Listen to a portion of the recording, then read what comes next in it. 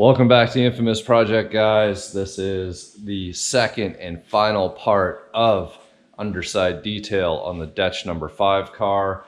And you guys can apply any of this to your own Fox bodies depending on, you know, what kind of condition the floor is in, what kind of surfaces you're working with. Are they rusty, scaly, scabby? Well, we got a little bit of everything on the underside of this Fox. So where we left off in the last episode, I had the little die grinder under here and sanding discs, and I was sanding away and trying to clean up as much stuff as possible, which I did for the most part. So I'm pretty happy with the way that everything has turned out underneath here. There's a few little areas that I'm going to go over and clean up, you know, just kind of going that little extra bit. You know, just going to try and get a wire wheel, try and get a little bit more in these seams here. You can see these areas, you know, with seams, there's rust that's living in there, and it's stuff like that that's going to be almost impossible to get rid of unless you're removing huge sections and chunks and everything else. But the DOM 16 product is what's going to penetrate and mitigate this from getting any worse. And I'm going to try and clean up in here, just get rid of any loose scale as much as possible. Get that clean. Anything else that isn't really rusty, you know, like the insides of the frame rails and stuff here, this stuff is just going to get cleaned up, make sure that it's scuffed down, and this is going to get all just epoxy, 2K epoxy primered, and you know, it's going to be a combination of the DOM 16, an epoxy primer, and then the whole underside will get a satin black color. So there's really not much more to talk about underneath here, other than the fact, again, that I was pretty surprised in how well things cleaned up for the most part. Now, the car has been sitting for a few days, even inside, and where I've cleaned up surfaces, there's already some flash rust. You can see where I welded up my patches in the last episode here, the front parts of the floor pans. So these guys here need to be cleaned up a little bit, and kind of where the hoist arms are, I need to try and make sure that I have as much access as possible. So yeah, gonna go ahead and start getting things cleaned up, and we're gonna start applying some product.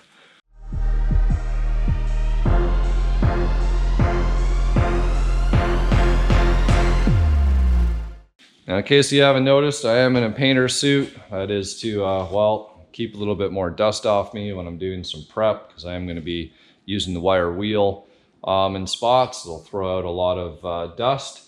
And, you know, when I'm painting, I don't want to get any of that DOM 16 on me or on my clothes. That stuff's just, if it's adhering to rust and never letting that rust again, you can only imagine what it'll do to your clothing and to your skin. So safety first. Let's tear into this thing, get it done.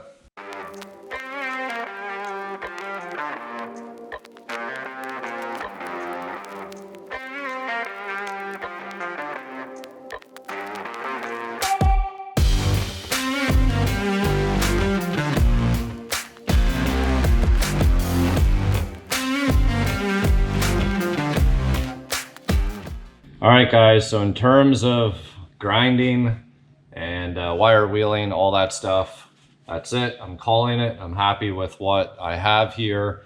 Now I am going to use some wax and grease remover, spray brake cleaner into some of the crevices, you know, just where you can't wipe with a cloth or anything else. I blew out so much stuff from inside the frame rails and everything else with the blower and the compressed air. You can see the pile of debris and everything else on the floor here.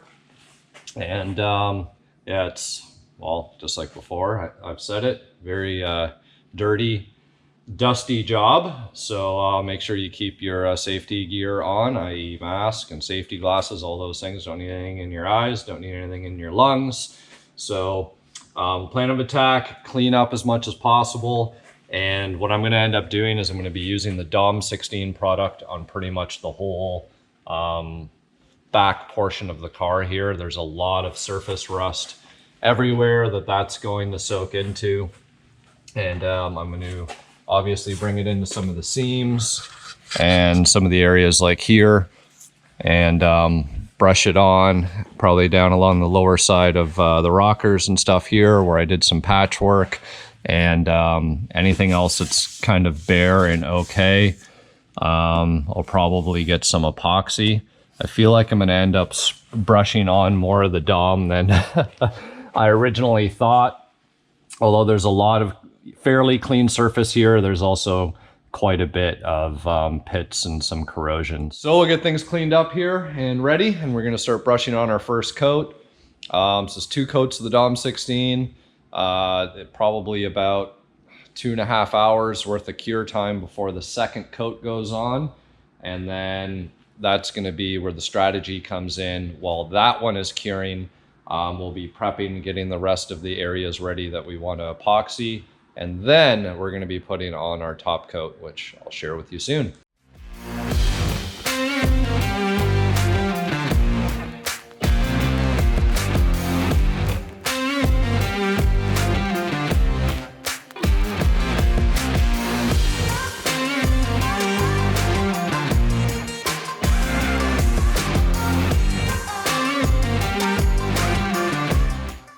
All right, guys, this is one of those days. Batteries aren't charged. Was moving around too much. Don't have my proper charger here, so I had stuff trying to charge, and this is going to die any second. So hopefully the charger that I got is going to work. I got the first coat of Dom 16 brushed onto this car, and it's already pretty much dry to the touch here. Huge pain in the ass. Brushing sucks.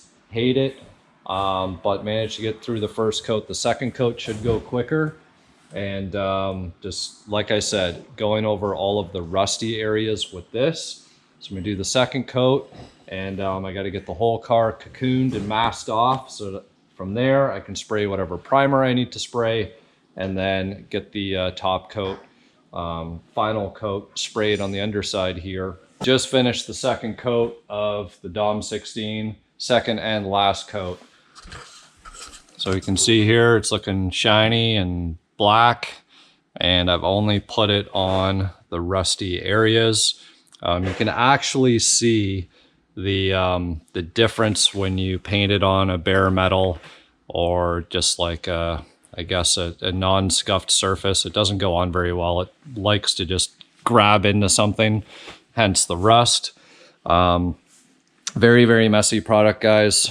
So I have the sheet down. My feet were sticking to it, so my shoes are over there. Got a second pair of shoes at the shop, thankfully, to make sure that I don't track the stuff everywhere. And yeah, it was like my foot kept picking up the plastic, and yeah, it was a little bit of a challenge. So got all those areas done, and now gonna have to mask off the car, cocoon it up real quick, and mix up a little bit of epoxy primer.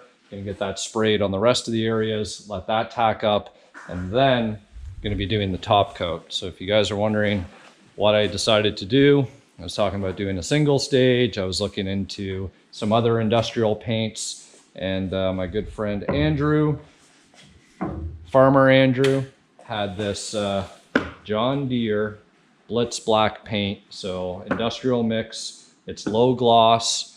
You can actually apply this direct to metal, but of course it says if you want a better result, use primer. So I'm gonna be using some of this. I'm gonna mix it up and spray it through a gun as well. And that way we can just get a better overall finish, and the gun will be able to get some paint into some areas that are, you know, tricky if you were to use a brush or a roller. That was actually most of my frustration with the Dom 16, but I really didn't want to put the Dom 16 through a gun for a number of reasons. Number one, it's super potent. Number two is it'll most likely destroy the gun. They say if you clean your gun within 10 minutes of use, you're okay, but yeah, it's not something I want to take a chance with. So gonna mask this guy up real quick and get going, because we don't want it to set up too much to the point where we have to end up sanding it. So let's get this done and be setting up overnight. Hopefully when we can come back tomorrow Underside will look all nice, and that'll be that. So masking time.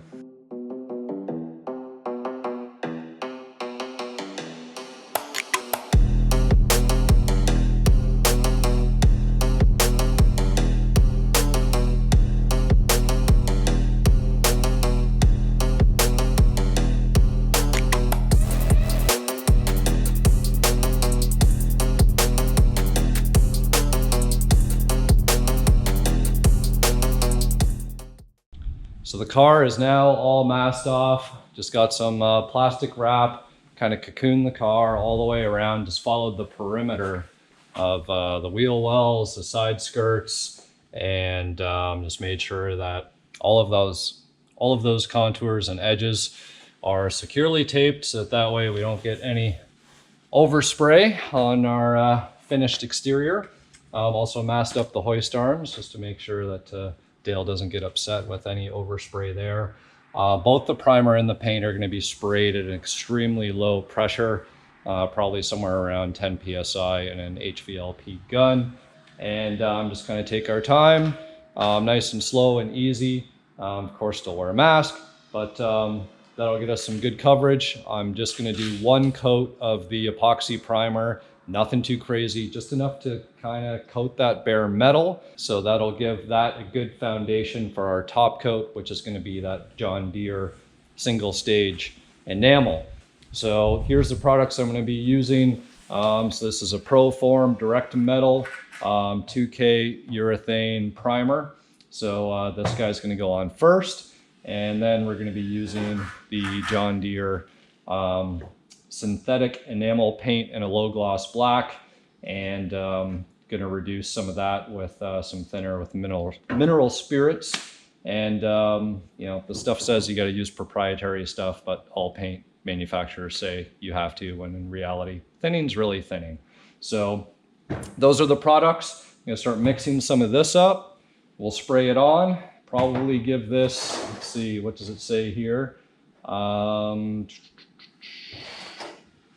Dry times, 15 minutes is flash. So as soon as that 15 minutes is up, this is going on. So it's really important, because if we let this go too hard, then what's going to happen is you'd have to sand this down before you could paint this on. So same thing with the Dom 16, that is in its flash time. So instead of having to sand that down, we're spraying this. And once this is flashing, then we spray this. And we get it all done in one consistent go, instead of having to worry or wait for, you know, complete cure times, then sand, then, you know, the following coat.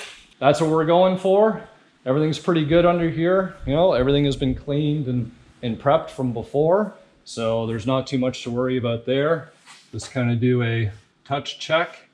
And what you want is, you don't want paint transfer, but you want a little bit of tackiness, which it's pretty much right there. So that's what we want. Time to mix some primer, get that on, and get this project done, because it's a Saturday, and I want to enjoy my evening. All right, so primer is mixed, 4-to-1. Not going to reduce it down any. Want it to go on nice and thick.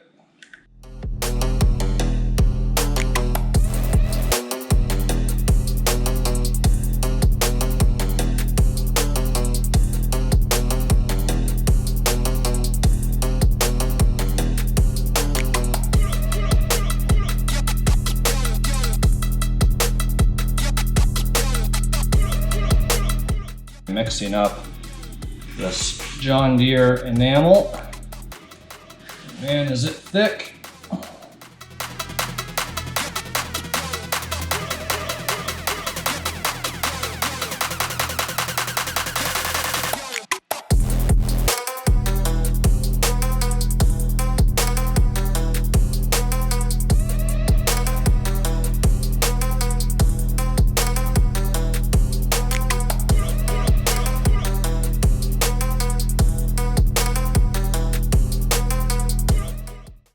So here we are, guys, 24 hours later, Sunday afternoon, and I've given it a quick little look over, nothing too crazy. I wanted to show you guys firsthand on the results. and how this undercarriage detail has turned out. So if you asked me yesterday, at any point during the day or after, I would have told you I will never do this job again. It was dirty, it was time consuming, it was involved in certain cases. And even though after I was finally done everything, you would think, you know, okay, I can see the difference and I should feel rewarded and everything is good. I was actually pretty sour about it. I think it was just so much, and I was like overwhelmed with all of the processes in terms of the actual painting and how quick I had to move to catch all of those flash times. It was just in a state where I wasn't as in control as I would like to be. And as a result, I was a little frustrated. And we all like to be in control. And despite control being an illusion, as we all learned from Days of Thunder.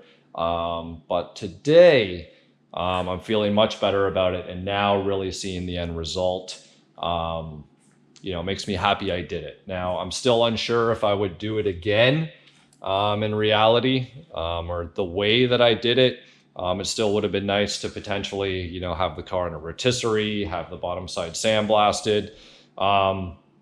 You know, having to wrap the car and, you know, shield it off from overspray and stuff really wasn't that big of a deal. It's just, it's a shitty job. It's something that, you know, you wouldn't necessarily want to do.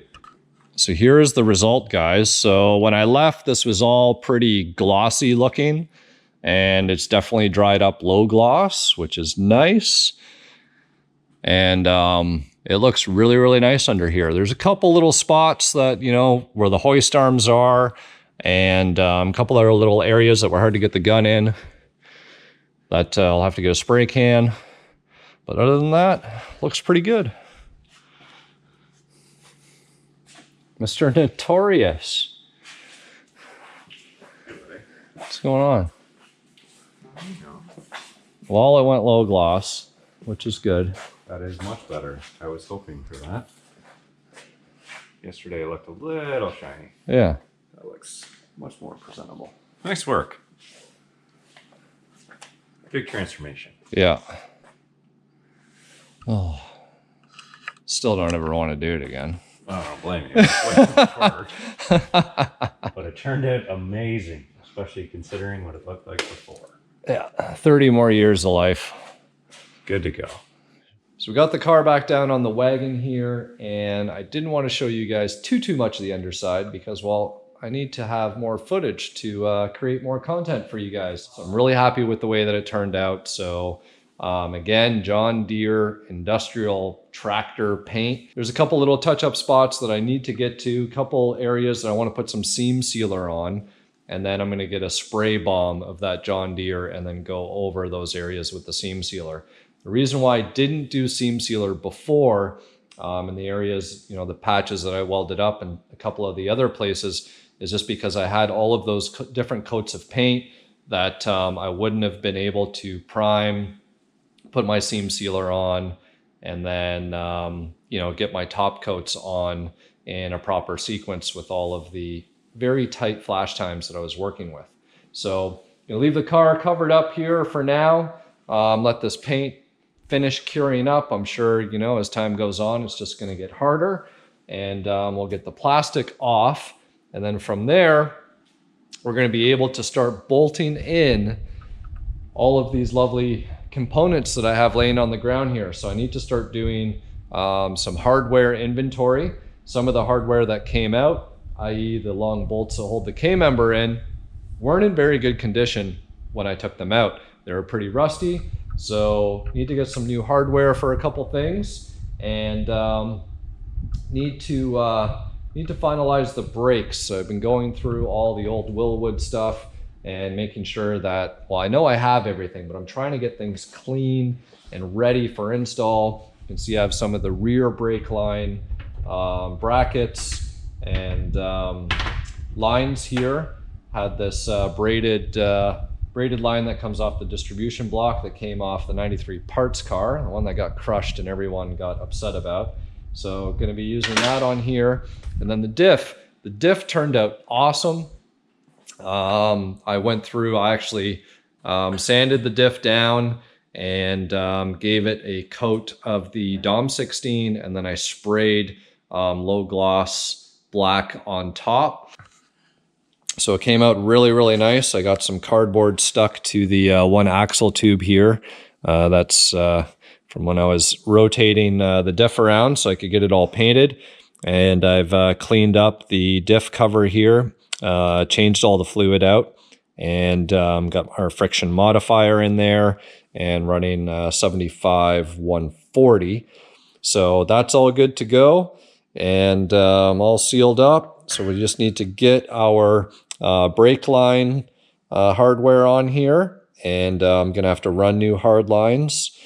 So up to our distribution block. So get that all done, and this guy's gonna be pretty much ready for install. So the goal in the next video, I'm hoping, is that the car becomes a roller again and is sitting on all 4 Simmons wheels and tires.